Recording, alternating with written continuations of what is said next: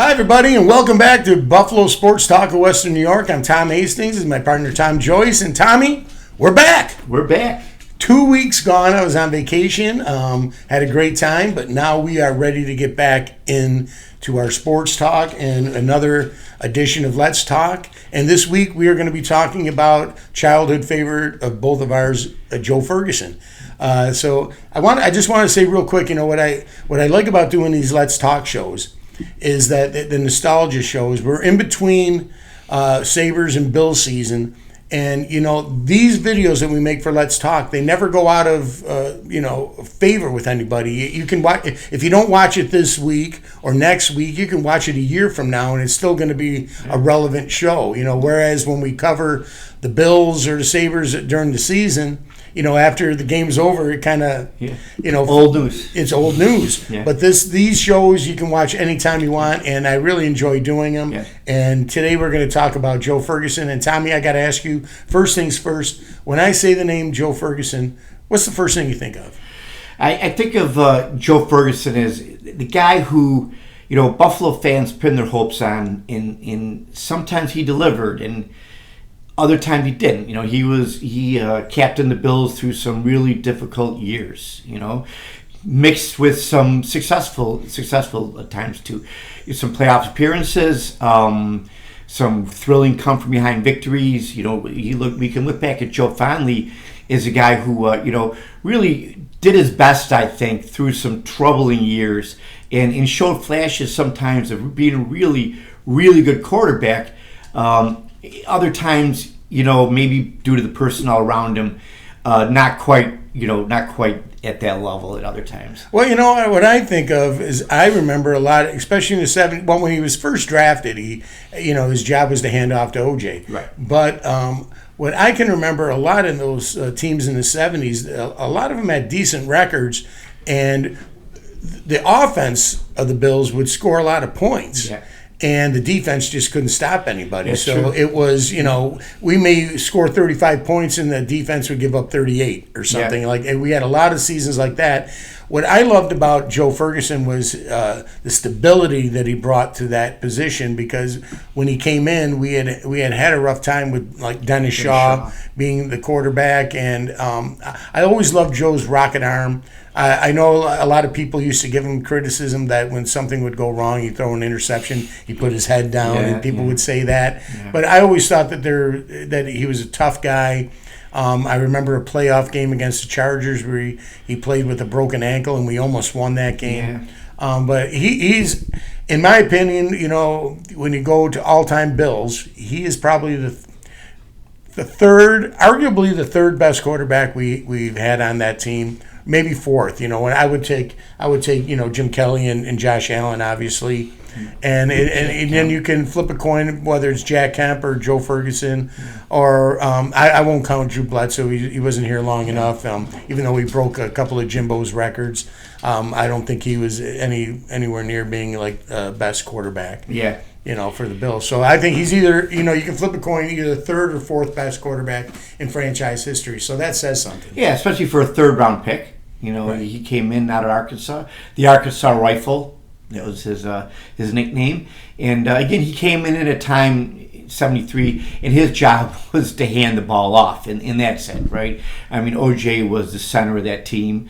Everyone in the league knew it. He knew it coming in, and that's what he did. And he was there to give the ball to OJ and watch OJ make magic happen. Right.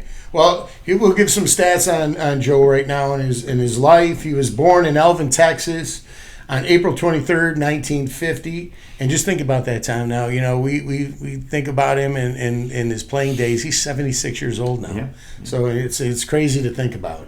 He went to college at Arkansas and was drafted by the Bills in 73. And he played with the Bills. He was a starting quarterback from 1973 through 1984. We mentioned it in our last show. The Bills draft Jim Kelly. Jim Kelly said no.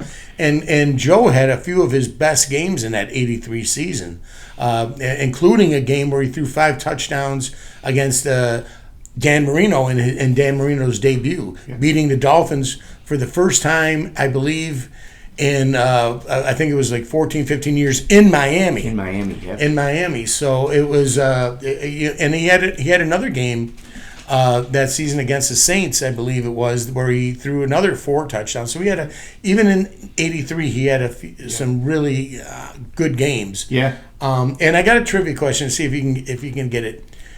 Can you name, Jim Kelly and Joe Ferguson famously wore number 12. Can you name the 2 other quarterbacks in the Bills franchise that wore number 12?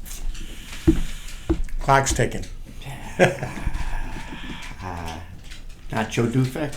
No. Dennis Shaw. No, Dennis Shaw was number 16. James Harris, Oh, James Harris. one of the first black quarterbacks in the Yeah. NFL, wore number 12 for the Bills. And in the 60s, he would go in some games when Jack Kemp he would substitute for Jack Kemp in many games in the 1960s. Although he was famous for being number 3 with the Raiders, Darryl LaMonica, the Mad Bomber, also wore number 12. So there's a little trivia for you. There you go.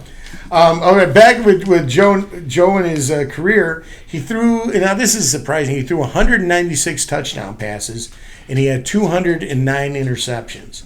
He threw for a total of 29,870 yards in his career. He was 1 in 3 in the playoffs with his playoff records, losing to the Steelers, losing to the Chargers, and losing to the Bengals. That Charger game was where he famously had the broken ankle and nearly won that game. He had the lead late, yeah. Yeah, and the Steeler game was the beginning of the Steeler dynasty in '74. The only Bills team with O.J. on it that made the playoffs. And that was Fergie's second season. Yeah. And he lost to the Bengals after his only victory in the playoffs, which was a super exciting game at Shea Stadium against the New York Jets, where it was just a super, super exciting, lot of points in that game, a lot of touchdowns that Joe threw, and a really exciting game with him and Joe Cribbs and Frank Lewis. Yeah. And that Bills team, I thought, was a really, really good team. Maybe the best team that he had as a player for the Bills was that 1981 team. They had a good defense and a good offense. Yeah. I remember 75, that was a standout year for him. He tied for the lead league in touchdowns with Hall of Famer Vikings quarterback Fran Tarkenton with 24 touchdowns. And you think back to that, 24 touchdowns leading the league, and it shows you the difference between the game when Fergie played in today. Right, a lot of those guys now have 24 touchdowns week 8. The game was just so much different. It was a run-oriented game, and the quarterbacks weren't expected to do as much as they do now. I mean, the running game was not. You didn't have the Cam Newtons and the Josh Allens on the scene yet. You had guys like Ferguson and Bradshaw and Roger Staubach, and these are guys whose job was to throw the ball. Right? You didn't have the complicated offenses. You didn't have the schemes that you have now. And it was just a different time when you could throw 24 touchdowns over the course of the season and lead the league. Right. In Joe, you could say he didn't have a running aspect to his game. But back then, really nobody did. The second I mentioned, Fran Tarkenton was really the only one. Well, he was you had. I'll have to disagree with that. There's 4 quarterbacks when I think about scrambling, and Roger Staubach was the scrambler, Fran Tarkenton, and then I'm going to go Greg Landry and Bobby Douglas. Yeah. Greg Landry with the Lions and Bobby Douglas with the Bears. They weren't great passers, but they could scramble. Yeah, and you're right. Other than those guys, they were a lot of pocket passers back then. Right. And another thing is Fergie didn't go to the shotgun until later in his career, so a lot of his was just straight from the center, drop back passes. He had some good targets. He had Bobby Chandler, J.D. Hill. He had some good, Ahmad Rashad. Yeah, he had good targets to get the ball to. Another great memory again was that Monday Night Football game against the Raiders in 1974 that opened up that season, where O.J. actually gets hurt in that game early on, and the Raiders were a really great team in that time. Yeah. And a great defense. And OJ in the first quarter, I believe it was, maybe the early second quarter, he had almost 100 yards rushing already, and then he went down with an injury. And Fergie led a huge comeback. I remember watching that game. It was a lot of fun. And as we said, there's a lot of good memory for fans of a certain age. Right. We can look back finally at some great times, some great games with Joe Under Center. Well, that game in particular, he had to do it twice. He led a comeback and took the lead late in that game. The defense stops the Raiders, and the Raiders punt the ball, and they had their 3 timeouts left with just not even under. It was under 2 minutes, like a minute and a half left in the game, and Jim Braxton fumbles the ball, and a Raider picks it up and scores a touchdown. Fergie marches the team down the field with less than a minute to go, and hits Ahmad Rashad for the game-winning touchdown. A really exciting game, and one of the most exciting games of the 70s. It was, absolutely. There were other games. I remember him hitting rolling hooks for a Hail Mary touchdown, a last-second victory against the New England Patriots. I remember him connecting with Jerry Butler quite a few times for some exciting touchdowns. And again, Frank Lewis, he had a great connection with, and Joe Cribbs. So I feel he's underrated in a lot of ways. I know he had more interceptions than touchdowns, but again, it was that stability that he brought, and the calmness and the leadership that Joe brought, and something that may get underplayed these days. He was a good man. Yeah, and he was a solid individual, a leader, and just a good man, and that's something that I think needs to be addressed. There was no flash there. There was no attempt to bring the spotlight on himself, to make himself bigger than the game, like we unfortunately see with modern players in the league today. He was just out there to do the best he could, and he made it clear, I'm just here to win, and to do my part to be successful. And he was not a guy who sought the spotlight or again made himself the center of the attention on the team. He was a ball player who was there to play the game and do as well as he could.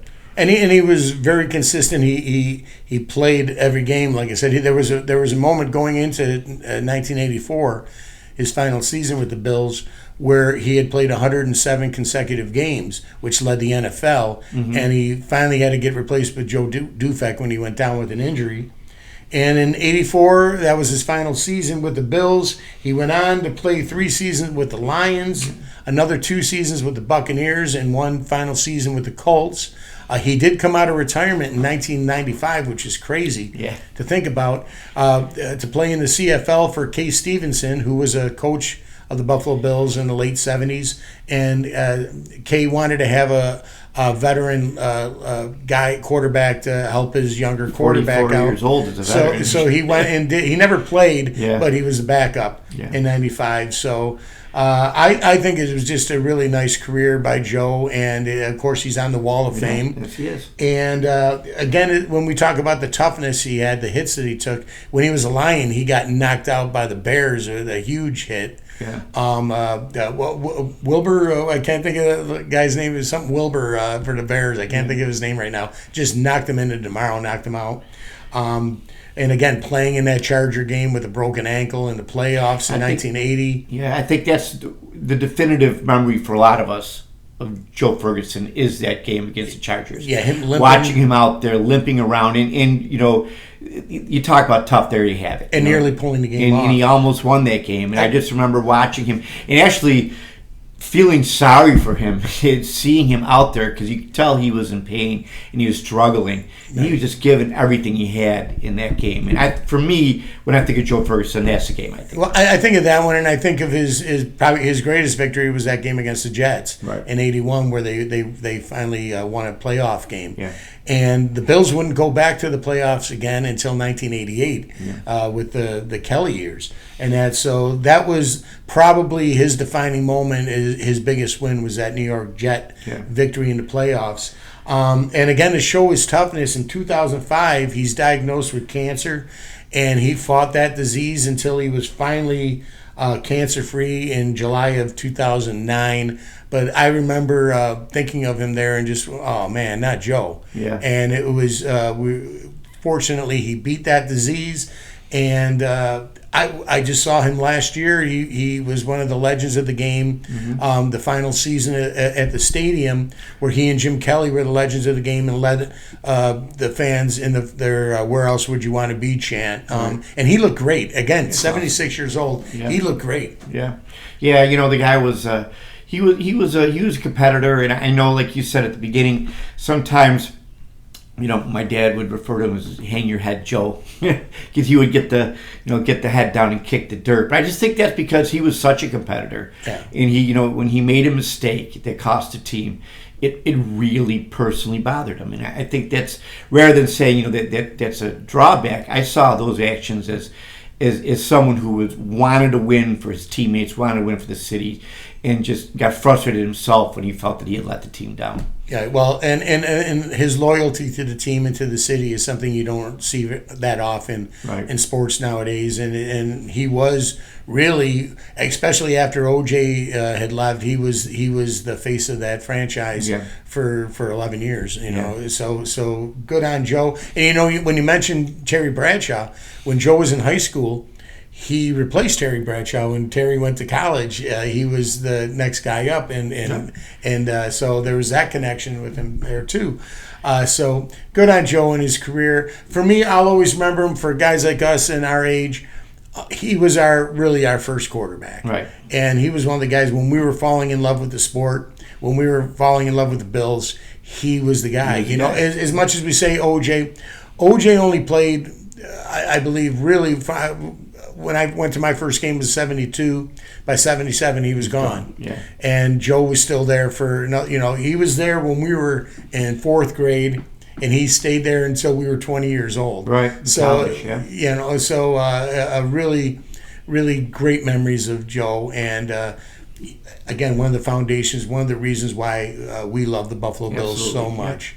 Tommy, so I think really fun show, good topic to pick. You were the one to pick this topic the other day. And he's like I said, for guys of a certain age, he was our really first Bills quarterback that we lashed onto and rode the roller coaster that we're still on. Right. Kind of, we started riding it with him, and he was an admirable quarterback. Never achieved greatness, but he's on the Wall of Fame, and he's well remembered and respected by Bills fans everywhere. Yeah, I believe an underrated quarterback and a really, really good quarterback. Yeah. So not a Hall of Famer, but in our heads, he's in the Hall of Fame of making us love that team. So Absolutely. Thank you, Joe, for that. Yeah. We're going to wrap it up for this edition of Let's Talk. And I just want to make it real quick. Again, we were gone for 2 weeks. I went on vacation, and we had a great time. I just want to say, if anybody wants to check out some of the great videos, go to my Hastings Duo channel. We have a lot of videos of our time that we spent in New York City. The weather was amazing there. We went to Central Park, spent a lot of time at Strawberry Fields paying tribute to John Lennon. That's on the video. We went on a horse ride, a carriage ride, where I saw a lot of great things, including the spot where they had the original when Elton John played there in 1980 and when Simon and Garfunkel played there in 1981. The guy in the carriage was pointing out all that stuff to me, so I found that all interesting. And then we had a great time on our cruise where we went to the Bahamas and to Grand Turk, and we survived a shark attack. My wife took a video of that she posted on Instagram, and it went viral, nearly 1 million views of it on there, and that was exciting. We're in the water 1 minute, next minute they're kicking us out and saying shark right where we were swimming. Yeah. So that's not something a guy from Buffalo sees every day. So really a fun time. I really enjoyed that. But Tom, that's over now. I feel refreshed. I don't know what you did. What did you do those 2 weeks? Did you have any? I enjoyed, the sun when it was here. Yeah. Enjoyed the company of some friends. Went out and saw some good live music and just living the life. Awesome. I was drunk for 2 straight weeks. I probably put on 15 pounds. Now I got to go back on that diet and fix that up again. But Started today. It started right. We've already done 3 shows since we came back on Friday. And that, so we're busy, really busy time of year for us, but we're going to continue doing our Let's Talk. We'll be back next Monday with another edition of Let's Talk, and we'll continue to do this until Bill season starts. Yeah. So, and we also are going to be at least the first preseason game, so I'm going to be taking some exclusive video coming up in August of our first time in that new stadium. So I'm excited about doing that, and I'm excited about our the rest of our Let's Talk shows that we're going to be doing during the summer. Yeah. So any final thoughts, Tom, about Joe Ferguson before we say goodbye? All the best to Joe, and glad he beat cancer. He's 76. I'm sure he looks back on his career with fondness on the city and the relationships he made here, and all the best to him. Yep. One of my all-time favorites, Joe Ferguson. I'm really happy we were able to do this show. That's going to wrap it up, guys. Thanks for watching. If you can give us a like and a subscribe, hit that bell icon so you can be notified every time we release a new video. We had that 2 weeks off, but we'll be back for a weekly video from now on. So no more vacation times for us. Absolutely. So until we see you again, go Bills. go Joe.